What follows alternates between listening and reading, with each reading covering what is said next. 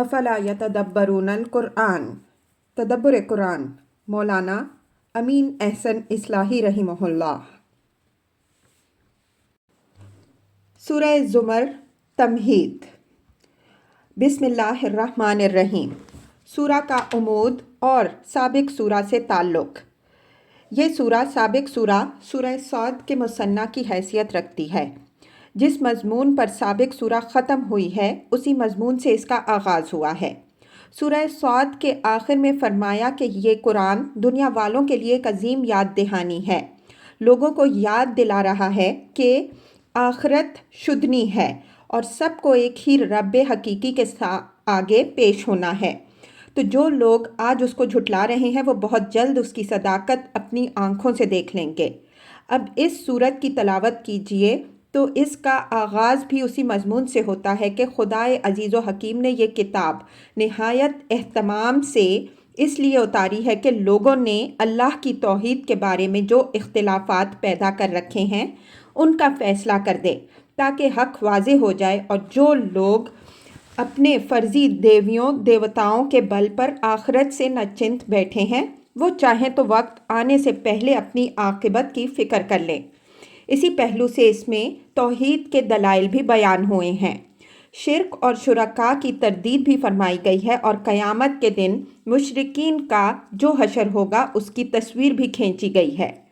سورہ کی بنیاد توحید پر ہے اور اسی تعلق سے اس میں قیامت کا بھی بیان ہوا ہے۔ یہ سورہ اس گروپ کی ان سورتوں میں سے ہے جو کشمکش حق و باطل کے اس دور میں نازل ہوئی ہیں جب ہجرت کے آثار ظاہر ہونا شروع ہو گئے تھے، چنانچہ بعد کی صورتوں میں یہ مضمون بتدریج واضح ہوتا گیا ہے۔ سورہ کے مطالب کا تجزیہ۔ آیات 1 تا 4۔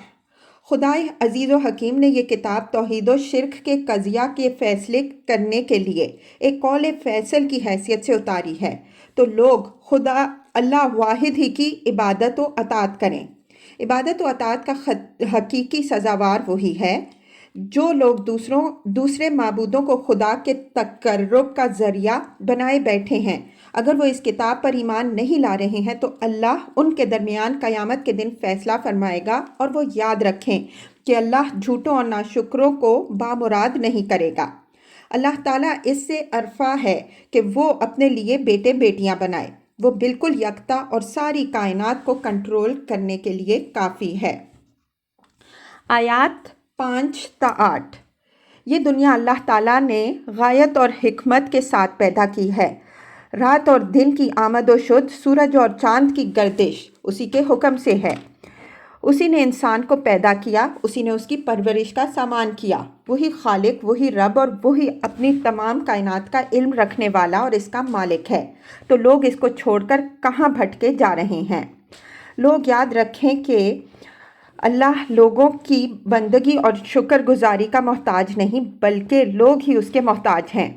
سب کی واپسی خدا ہی کی طرف ہونی ہے، اور اس دن کوئی کسی کا بوجھ اٹھانے والا نہیں بنے گا۔ خدا سب کے بھیدوں سے خود واقف ہے اور وہ سب کا کچا چٹھا ان کے سامنے رکھ دے گا۔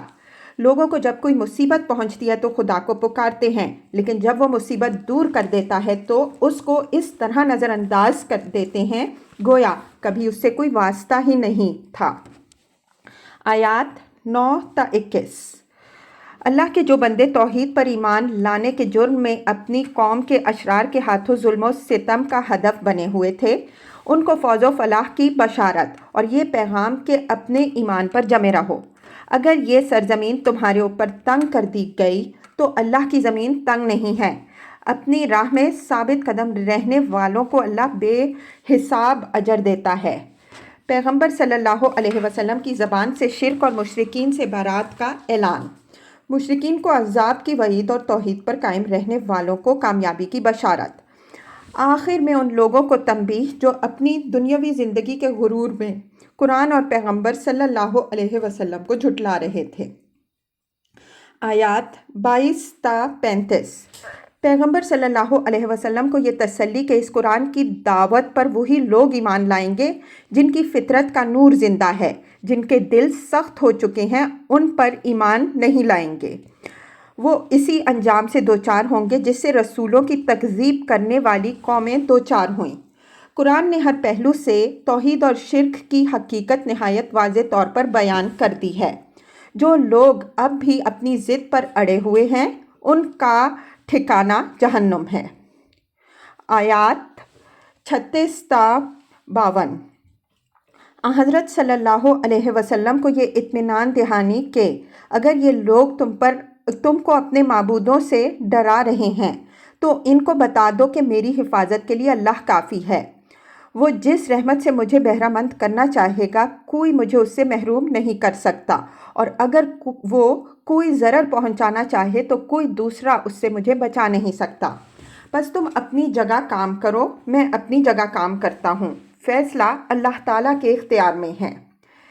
اس امر کی وضاحت کہ زندگی اور موت تمام تر اللہ ہی کے قبضہ میں ہے، تو جو لوگ بالکل شفاعت کی امید پر جی رہے ہیں انہیں بتا دو کہ شفاعت اللہ کے اختیار میں ہے۔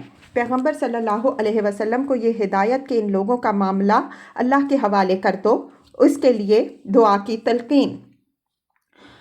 ان کی تدبیر ان کے کچھ کام نہ آ سکی، یہی حشر ان کا بھی ہونا ہے۔